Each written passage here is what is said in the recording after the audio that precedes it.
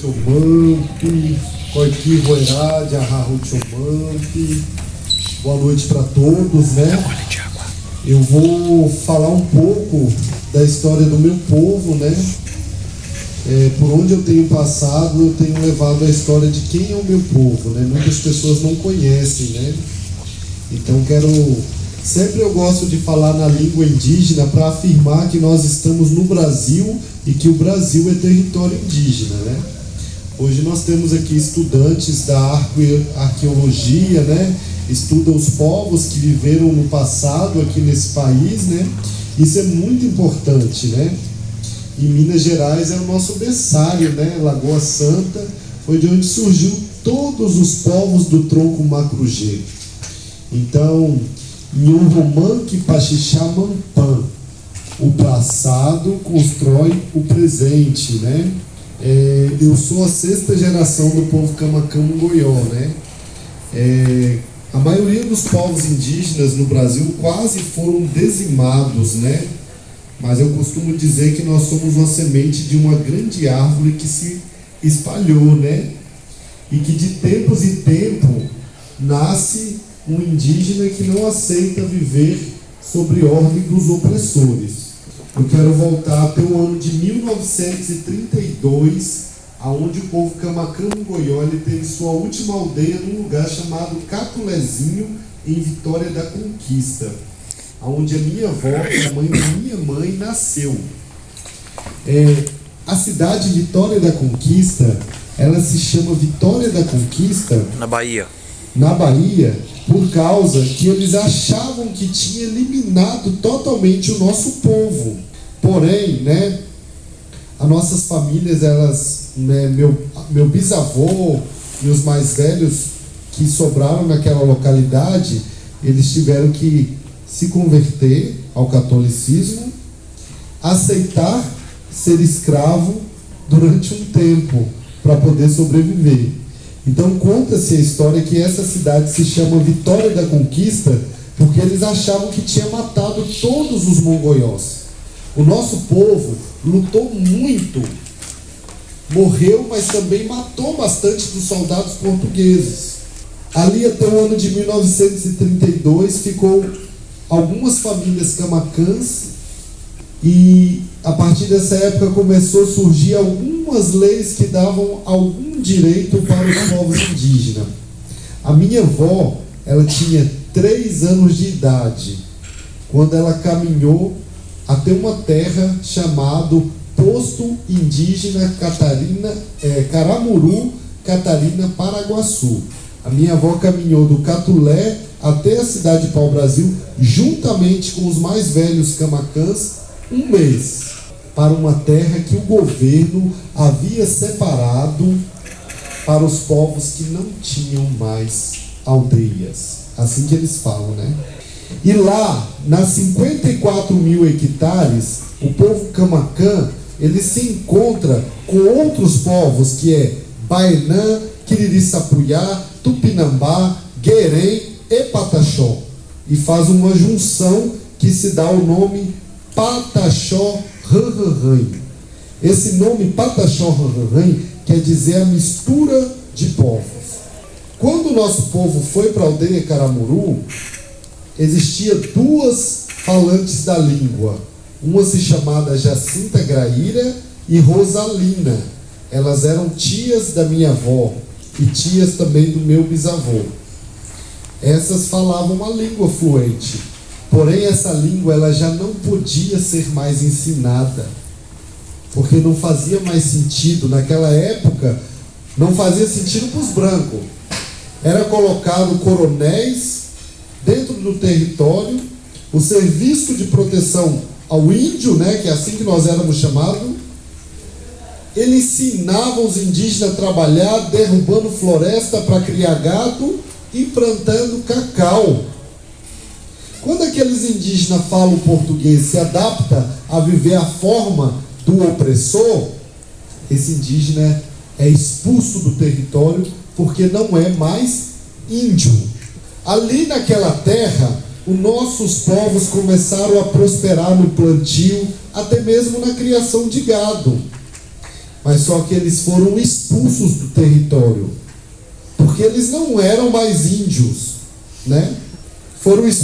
A minha avó cresceu nesse território, ficou mocinha nesse território, alguns parentes casaram, né, entre outras etnias ali, mas depois eles foram expulsos covardemente, tendo seu sangue derramado naquele território, um território de 54 mil hectares, onde muitos fazendeiros, eu lembro o nome, que é o Jaime do Amor, criaram seu gado, criaram seus filhos, e os seus filhos estudaram nas melhores universidades em cima da nossa terra, que nem era, na verdade era terra de vários povos, né? Mas uma terra que o governo da época, não, isso aqui é dos indígenas, né? Nós tivemos que ser expulsos, e depois dessa expulsão, ficou muito tempo os indígenas trabalhando para os fazendeiros, né? E tendo que negar a sua própria identidade. No ano de 1938, meus parentes, né? Eu falo nós porque eles vivem em mim, né? Recebemos a visita do Kurt Nimoendaju, que é um antropólogo, um pesquisador alemão, que veio registrar as línguas que queriam desaparecer. E Kurt Nimoendaju, ele não publicou muitas coisas sobre os nossos povos, sobre outros povos, porque ele falou assim: esses ali já se adaptaram à forma de viver dos opressores, eles vão desaparecer. Ele relata isso. Então ele deixa um documentário, né? Ele fez o favor de prestar esse serviço para nós, de deixar um documentário sobre mais de 26 mitos do povo Camaquã, que na verdade é a nossa crença, e as palavras, né, que também foram proibidas do nosso povo. Então ele escreveu tudo isso, escreveu sobre os outros povos, Quiriri, Sapuiá, Baenã, né, Tupinambá, que viviam tudo juntos ali, né?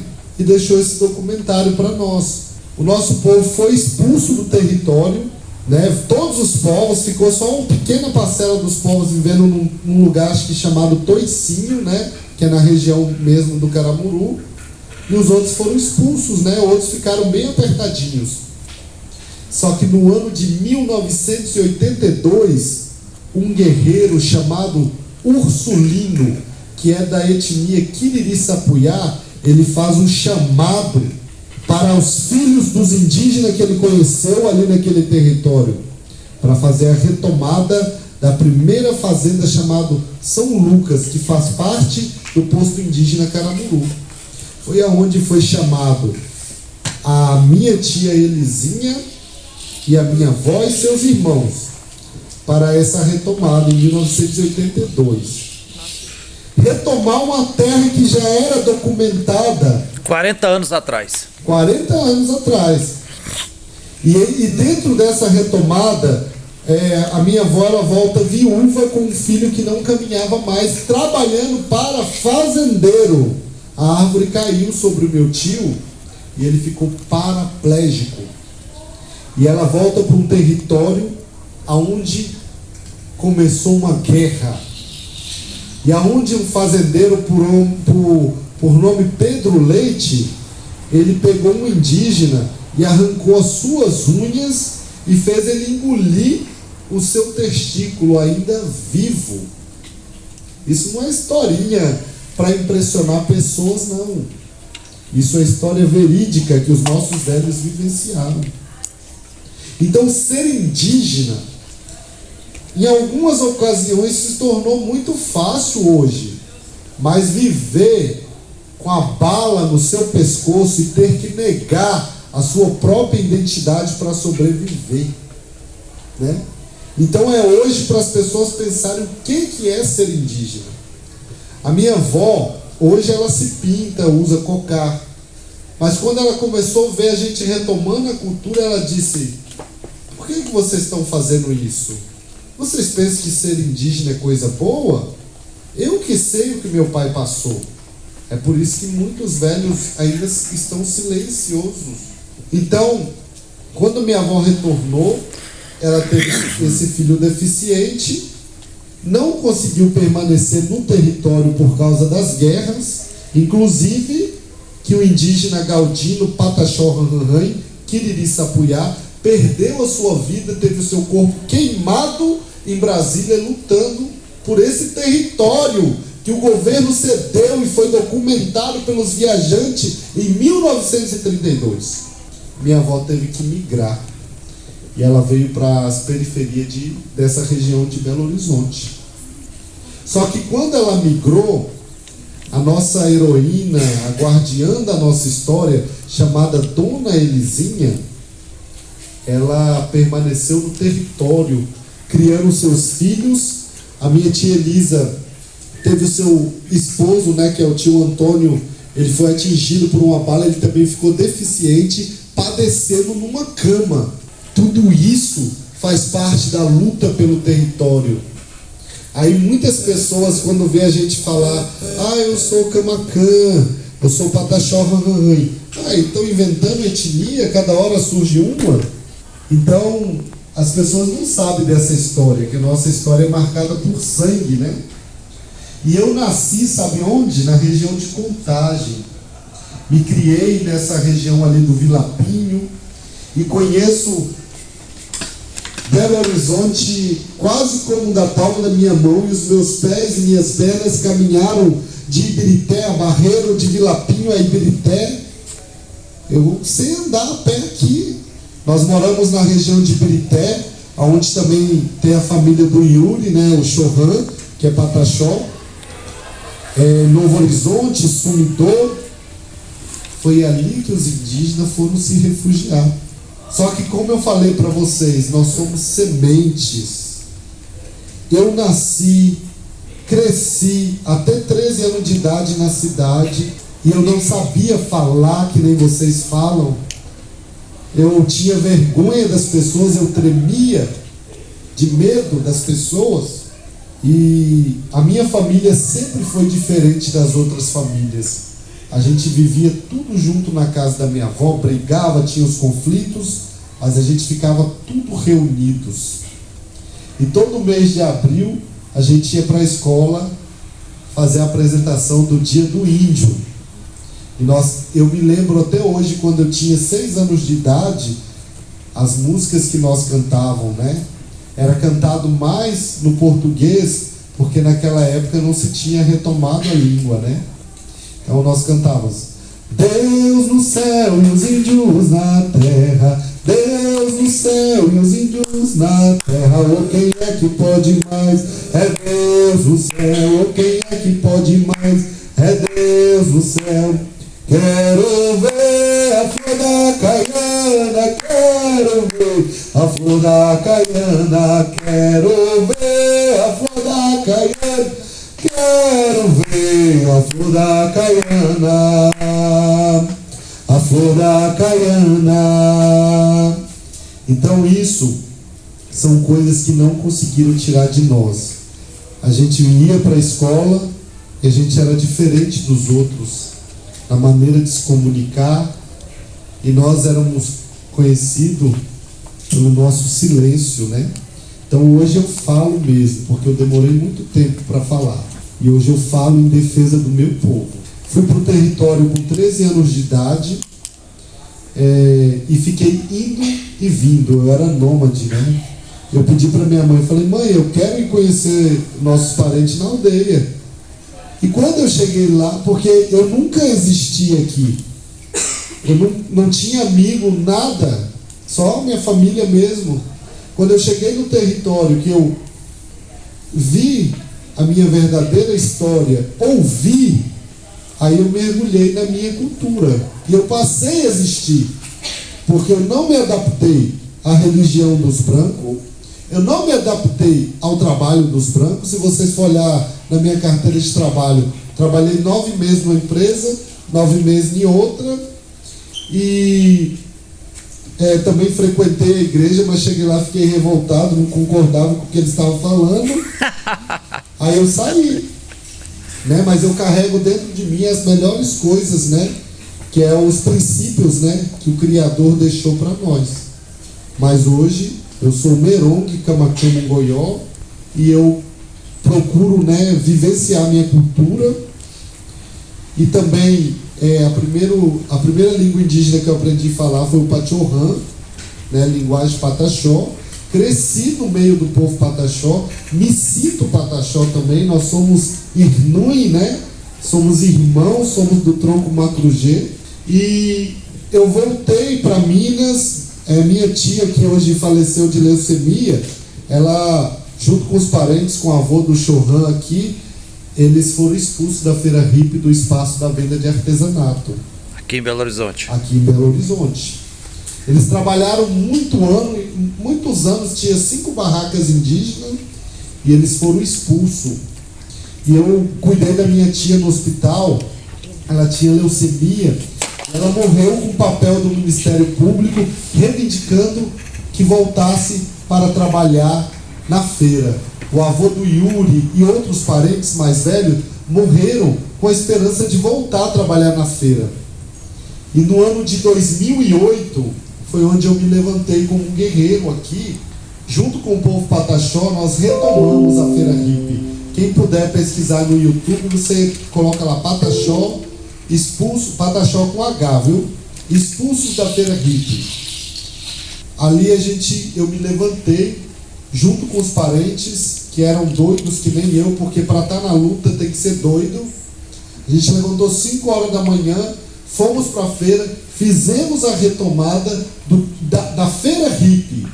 E hoje, se existe esses territórios, né, eu não vou citar nome, né, para não comprometer os parentes, territórios que surgiram aqui na região, que os parentes vieram vender o artesanato e acharam essa necessidade de fazer a retomada. Isso é justo e louvável, mas fomos nós que abrimos o caminho. Foi a minha tia que morreu ali, que me falou que era para me seguir aquele caminho, e nós fomos para a luta. E toda vez nós colocamos o corpo diante da polícia e ficamos ali com a nossa cultura, com a nossa espiritualidade, e eles com as armas, porque nós decidimos retomar o espaço. Depois disso, eu fui participar de uma feira da economia solidária no Rio Grande do Sul e fiquei por lá. 10 anos eu fiquei na região sul do Brasil. Hoje eu conheço lá mais do que Minas Gerais. Também agradecer quem está fazendo esse evento, né? Porque eu também sou filho dessa terra, além de ser filho de Lagoa Santa, que o povo Macrugê surgiu dali, também sou nascido em Contagem das Abóboras. Então eu participei de várias palestras nas universidades, no Rio Grande do Sul, na FURG, né? Também na Universidade de Erechim, né? E na Unipampa também. E conheci os povos ali e passei a lutar junto com os povos da região sul. Só que eu tinha que voltar para casa, porque a minha família ficou aqui, a minha mãe foi para Aldeia, na Bahia, não conseguiu ficar lá por causa das dificuldades, e vários indígenas nasceram dentro das periferias aqui. E a coisa se agravou mais na pandemia, porque na pandemia a gente descobriu que o nosso lugar não era na cidade. Foi procurar CESAI, atende os indígenas que estão nas periferias? Não, só atende os indígenas aldeados. Nós passamos por um conflito, a gente não esconde isso, porque dentre nós também tem guerras. Às vezes um indígena não concorda com a postura de uma liderança, ele tem que sair do território, ele tem que ficar no território aguentando o que aquela liderança está fazendo de errado. Então isso acontece, e isso aconteceu com a minha família. Então ficou uma parte na cidade e outra parte no território, e essa parte que estava na cidade não foram atendidos. Isso só nos deu mais força. E eu estava lá em Porto Alegre e falei assim: mãe, eu vou chegar aí. Aí teve o Levante pela Terra em Brasília, que o nosso parente Cretan Caigangue, ele fez o chamado, e a gente foi para o Levante pela Terra. Foi aonde que a gente recebeu aquela força, aquela energia espiritual que nos deu força para caminhar. E eu voltei, pedi a orientação do Grande Espírito, que muitas pessoas podem não acreditar, mas nós somos guiados por uma espiritualidade e que me levasse para um território onde que a gente pudesse viver, para fugir das doenças que assolam nossos povos e para manter a nossa identidade. Então eu chego no Córrego de Areia no dia 23 de outubro. Em Brumadinho, Minas Gerais. E ali a gente recebeu o chamado da floresta que era para ficar ali. Nós ficamos num grupo pequeno, acampado durante um mês, sem luz e tomando água da cachoeira mesmo. E ficamos ali naquele território caminhando, procurando qual seria o melhor lugar. Aonde a gente descobriu uma casa abandonada que tinha água canalizada vindo da floresta e que a terra também era fértil. Ali nós ficamos, né? Plantamos milho, plantamos feijão e ficamos ali. E sabe qual foi a nossa surpresa? Proprietário da terra é a mineradora Vale. Quando nós fomos descobertos, tava cutucando a onça com a vara curta. O Frei Gilvander, mas a Lenice chegou antes da Vale. Quando nós fomos descobertos, eles nos perseguiram de uma maneira brutal. Eles queriam nos arrancar do território. Então veio polícia militar, veio segurança da Vale. Só que nós somos raiz dessa terra. Então quando eu olho para trás, que nós em poucas pessoas conseguimos resistir dentro do território, eu lembro da força do grande Espírito e da força da Mãe Natureza. Muitos de vocês têm nos acompanhado aí nas redes sociais e sabem do que nós passamos. Drone, polícia militar, reintegração de posse de uma forma ilegal, porque a polícia militar ela não pode entrar dentro dos territórios onde tem povos indígenas. E eu quero dizer que nós não somos invasores nessa terra, não. A mineradora Vale, onde ela está construindo um memorial, foi encontrado cerâmicas de uma sociedade chamada Aratu. No Córrego do Feijão? Isso. Brumadinho. Povos que vieram do Nordeste do Brasil. Só que nós, povos indígenas, nós não somos novidade, coisa diferente aqui não, nós somos daqui. E deixar claro para as pessoas também, porque muitas pessoas pensaram que nós estávamos querendo dinheiro da Vale. Negativo. Nós queremos, como a cacica Catorã diz, viver. E eu vou te dizer uma coisa, antes de nós fazer uma retomada, nós estávamos com muito ódio da FUNAI, da CESAI, pela negação de direitos. Praticamente a FUNAI e a CESAI mandou nós fazer a retomada. Só que quando nós, povos indígenas originários, estamos no nosso lugar, na nossa casa, a gente entende que a nossa luta não é por acessar direito, políticas públicas, não. A nossa luta é pelo direito de existir. Nós queremos apenas existir. Então, nós andávamos nas feiras direto vendendo, nós não podemos mais porque nós temos que defender e ser guardiões daquele território. Então nós ali no Córrego de Areia, né, atualmente vivem duas etnias ali, que é o Pataxó e o Camacã, né? Nós somos um pontinho vermelho indicando ali não é mineração e ali não pertence à mineradora. Então os não indígenas reconhecem as coisas no papel. Eu não reconheço nada de papel, porque eu não como papel, nem vocês comem papel, ninguém come papel. A pessoa trabalha, estuda para ter dinheiro, mas ela come o que vem da terra. E demorou muito para as pessoas perceber isso, né? Então o que nos deixa feliz dentro do território é ter o direito de existir, ver as crianças crescer, aprender a cultura, comer as frutas que tem ali naquele território, plantar. Então, recentemente, aconteceu duas retomadas. Depois o povo Chucuru-Cariri chegou também na região de Aranhas. Brumadinho. E a gente faz o que? A gente se apoia. Nós somos abraçados pela sociedade em Casa Branca, porque as pessoas estão cansadas de lutar contra a mineração sozinhas. Hoje nós retomamos, né, um pouco da nossa dignidade, porque a gente levanta todo dia de cabeça erguido, respirando um ar puro e lutando muito. Só que eu quero falar para vocês que a luta dos povos indígenas não é só dos povos indígenas, ela é de vocês também, porque o nosso planeta ele está sendo destruído. E como diz a nossa parente Célia Chacriabá, não existe planeta B. O agronegócio ele está avançando, a mineração está avançando, e daqui mais uns anos ninguém vai se lembrar mais. E nós, povos originários, somos a manifestação da Mãe Natureza. Ela não tem outra forma de falar. E ela me trouxe e me fez parar tudo que eu estava fazendo para estar aqui falando para vocês. Quem lembra do desastre da Vale? Que hoje, dia 25, Hoje. completa mais um mês. Já são quantos? Quem lembra do desastre em Mariana? Muitas pessoas esqueceram. Muitas pessoas esqueceram. E a mineradora Vale, ela está comprando Brumadinho tudo. As pessoas não conseguem mais produzir, não conseguem receber mais turista por causa do nome, por causa da mineração.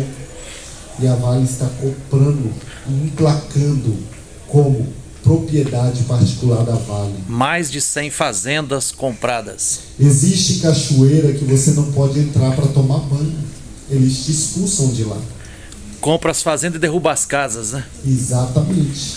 Então, eles estão mapeando as nascentes de água. E nós somos o quê? Terra e água. As pessoas podem dormir numa casa mais confortável, andar num carro melhor, mas nós somos tudo a mesma coisa. Porque a pandemia também veio e matou ricos e pobres. Lógico que eu acho que morreu mais pobre do que rico. Então precisamos defender a nossa terra. E de que maneira defender? Hoje, a gente passa no local da tragédia e a mineradora está minerando. Ela está derrubando árvores e fazendo obras bonitas com dinheiro que é sujo de sangue. Então, essa mensagem, né, dos povos indígenas e das retomadas em Brumadinho, eu quero deixar para vocês, porque daqui a um tempo vocês não vão achar mais arqueologia. Eu sou a 6ª geração de um povo. A minha avó é viva até hoje, o nosso livro e os nossos povos são daqui. Nós não queremos morrer.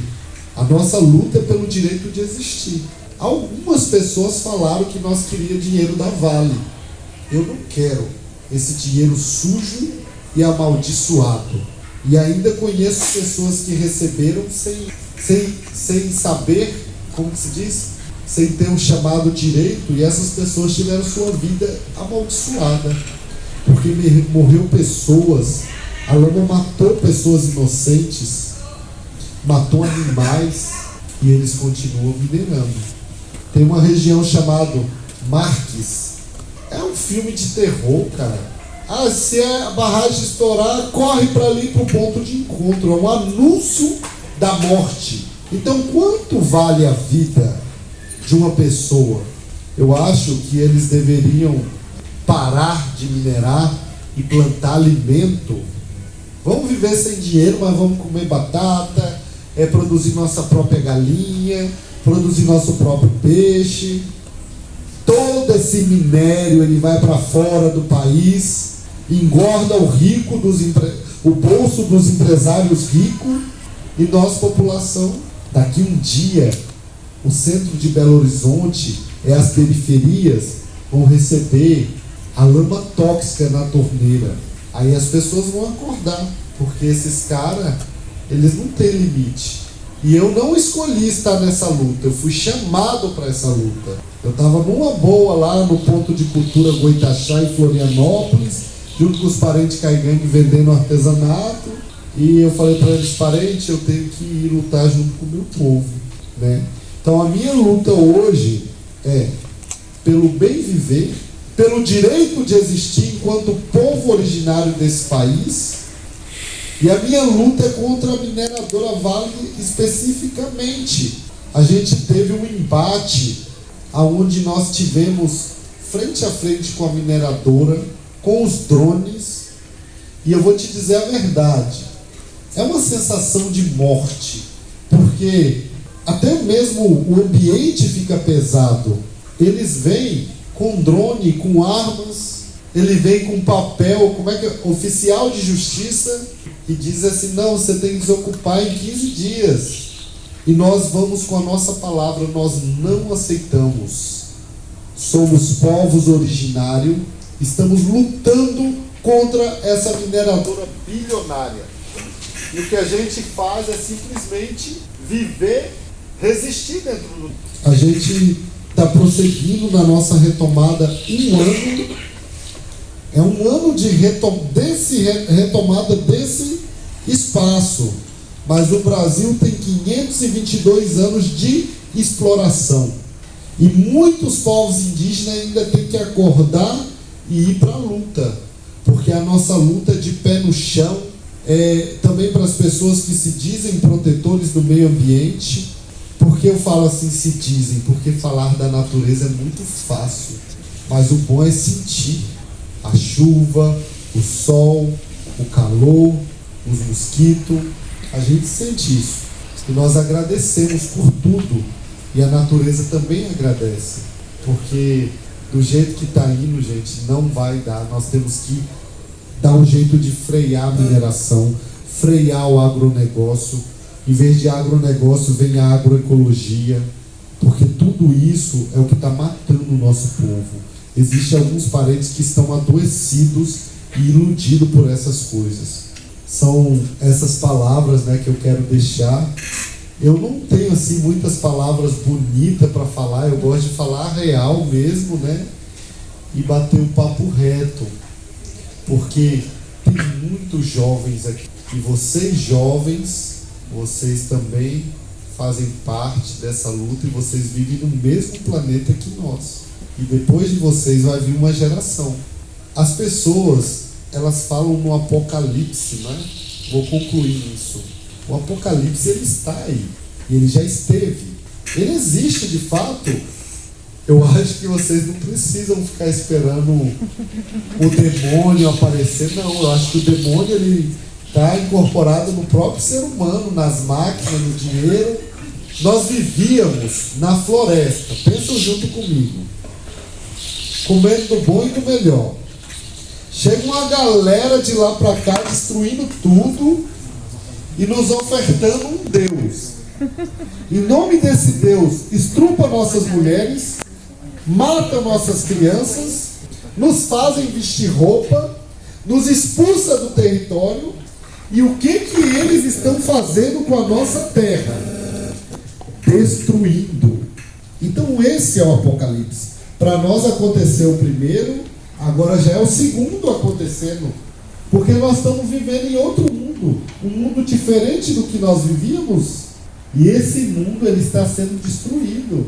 Então eu sei que nós somos pequenos, que nós somos poucos. Mas se cada um de nós plantar uma sementinha e apoiar um ao outro. Porque tipo, quando você está me apoiando, você não está fazendo um favor, não. Você está se ajudando. E quando eu estou te apoiando, cuidando da natureza e dos rios, eu estou ajudando você e a sua geração. Então, como que se diz? Uma mão lava a outra, não é isso? Mas apoiar não é você me dar alguma coisa, me dar um espelho. Você tem que lutar para mudar os projetos de lei. Você tem que ter a consciência que existem lutas dos povos originários acontecendo embaixo do seu nariz. E muitas pessoas acham que só tem indígena na Amazônia. Mas tem indígena em Minas Gerais, tem indígena na Bahia, e talvez até você mesmo seja indígena. Então quando você olha no espelho, o que você vê? O que você come? Então vamos, pessoal, levantar a bandeira, tirar, né, o sapato dos pés, pegar o maracá e ir para a luta. Aueri.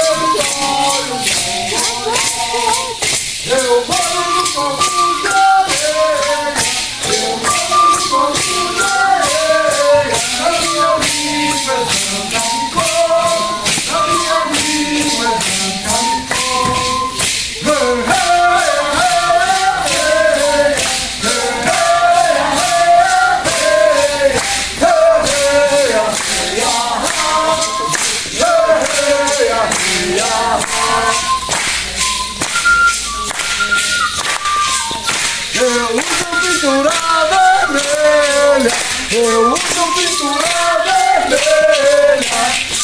É a cor do urucu, é a cor do urucu. Eu sou guerreiro, eu sou guerreiro, sou guerreiro, eu sou guerreiro. Do território do Goiás, do território do Goiás. Eu uso pintura vermelha. Eu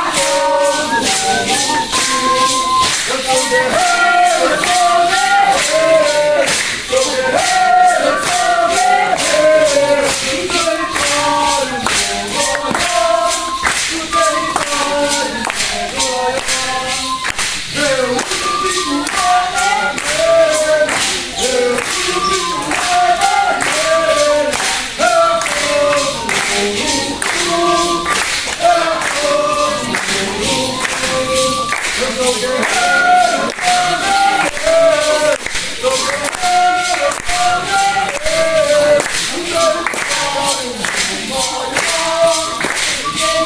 É a cor do urucu, é a cor do urucu. Eu sou guerreiro, eu sou guerreiro, guerreiro, eu sou guerreiro. Eu moro no corpo de areia, eu moro no corpo de areia. Na minha língua é Sancamicô, na minha língua é Sancamicô. Hey, hey, hey, hey, hey, eu uso pintura vermelha, eu uso pintura vermelha. É a cor do urucu, é a cor do urucu. Eu sou guerreiro, eu sou guerreiro, sou guerreiro, eu sou guerreiro. Do território do Goiás, do território do Goiás. Eu moro no corpo de areia, eu moro no corpo de areia. Na minha língua é Sancamicô, na minha língua é Sancamicô.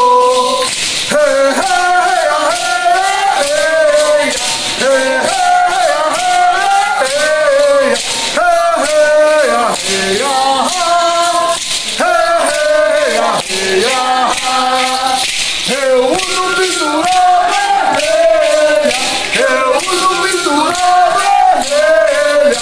É a cor do urucu, é a cor do urucu. Eu sou guerreiro, eu sou guerreiro, sou guerreiro, sou guerreiro.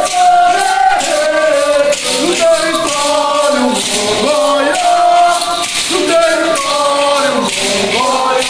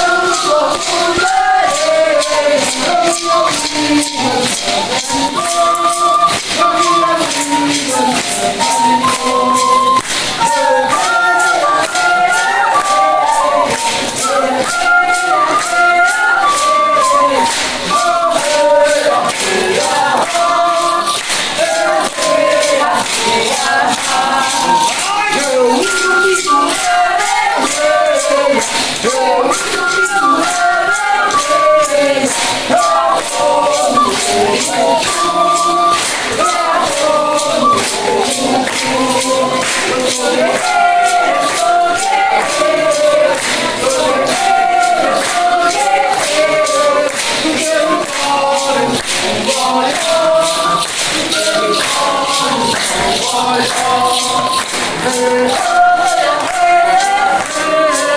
hey, hey,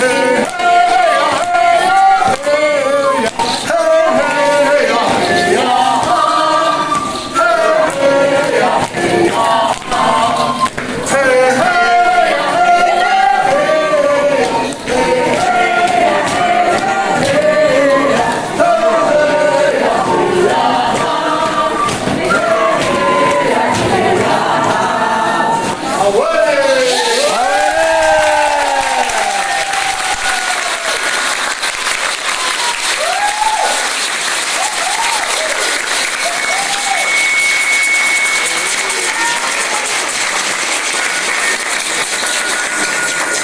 Registrando aqui Frei Gilvander, dia 25 de novembro de 2022, na Fafiche UFMG, encerramento da 7ª Semana de Antropologia e Arqueologia. Também, se alguém quiser prestigiar. E também estamos finalizando a venda de uma rifa e nós estamos construindo uma escola no nosso território, com as nossas próprias mãos.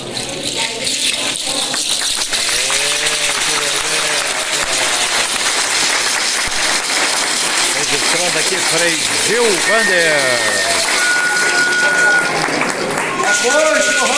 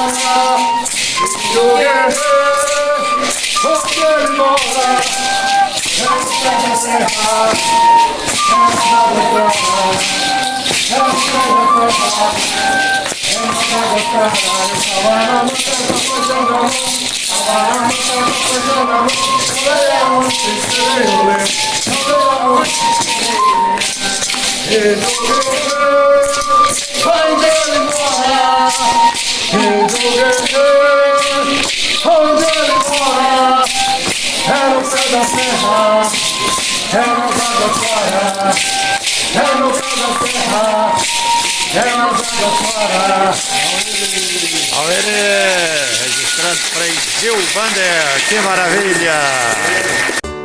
Ninguém vai tirar a liberdade eterna, nem a tranquilidade da natureza. Ninguém vai tirar o canto das aves, ninguém vai tirar o contemplar a beleza.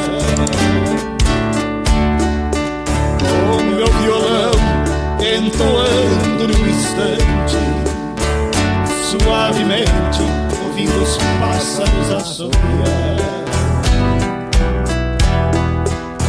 Sem preconceitos, a vida se torna mais